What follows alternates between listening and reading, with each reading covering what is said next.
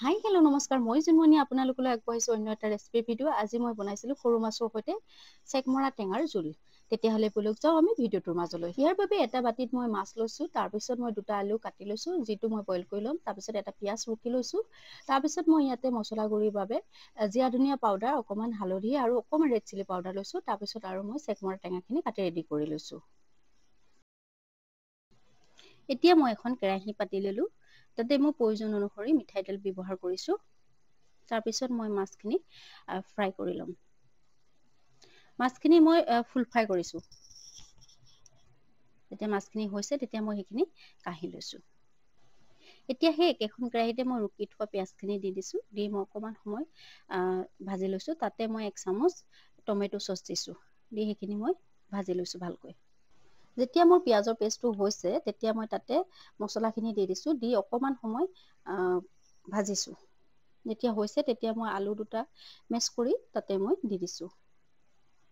দি অকণমান সময় লৰাই মই এতিয়া ঢাকোন এখন দি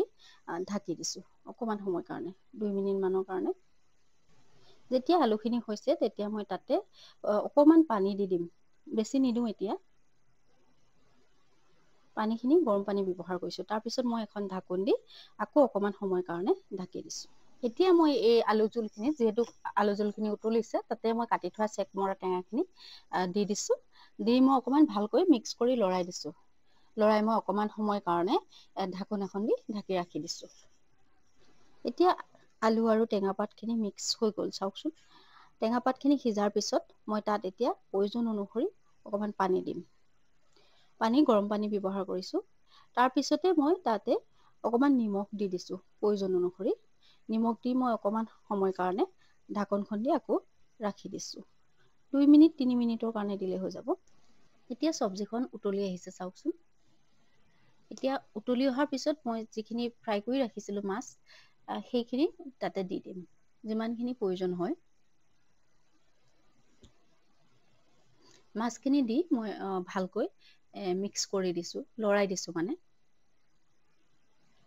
লৰাই মই ঢাকনখন দি আকৌ 2 মিনিটমানৰ কাৰণে ৰাখি দিম এতিয়া মাছ আৰু চেকমৰা পাতখিনি ভালকৈ উতলি গৈছে